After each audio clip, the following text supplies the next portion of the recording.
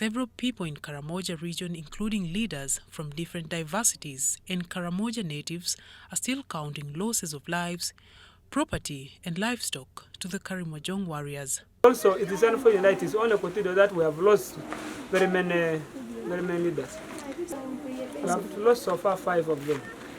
So far 5 because we lost the LC3 of Napumpum, we lost the vice chairperson of Napumpum. We also lost the speaker of Kapeta sub-county.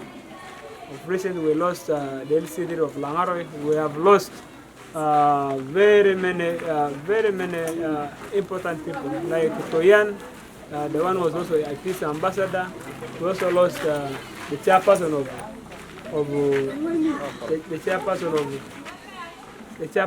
we lost the chairperson of.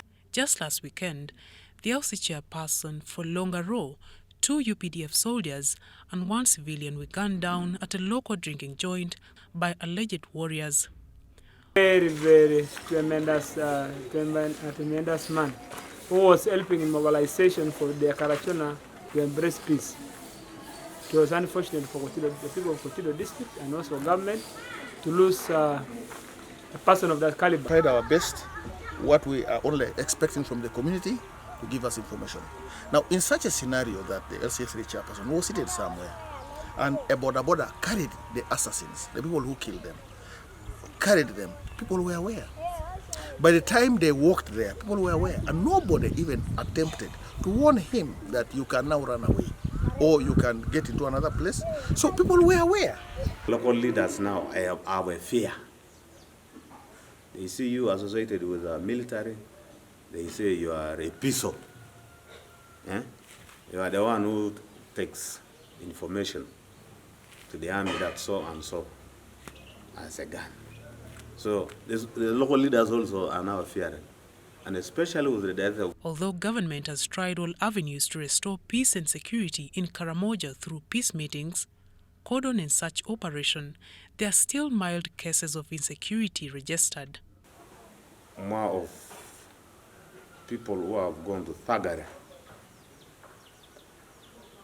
attacking people's homes, removing the basic things you have at home. They can come to your home at night with arrows, sometimes with the guns. They ask for money. They ask for foodstuffs.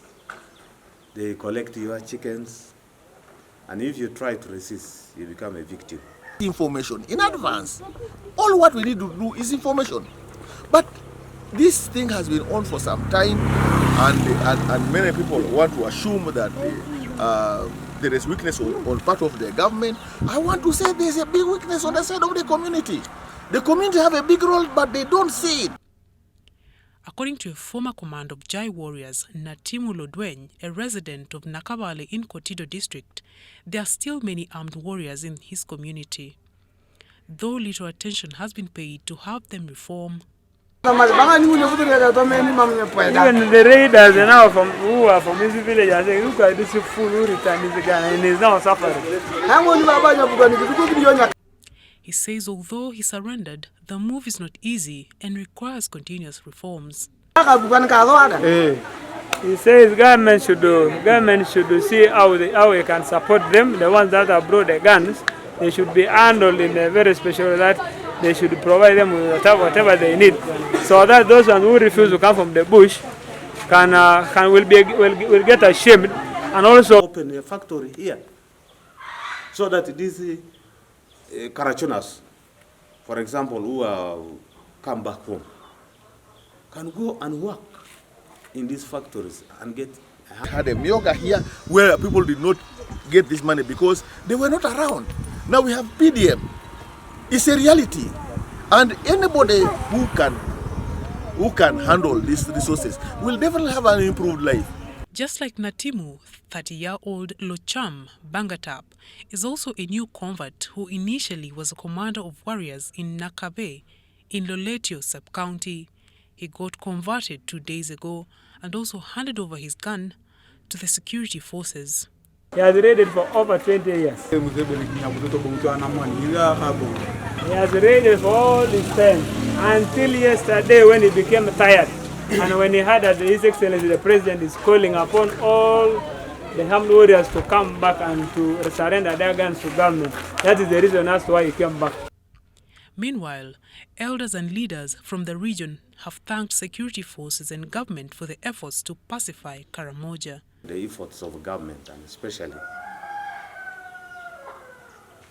the role played by the leaders and His Excellency the President, for all of the support he has been giving us to ensure that the region is pacified. He uses his other structures to bring down the insecurity in Karamoja. I really take this honor and opportunity to thank His Excellency for making sure. They have called for mindset change and provision of other means for survival, compulsory education, and protection of external borders like South Sudan and Kenya.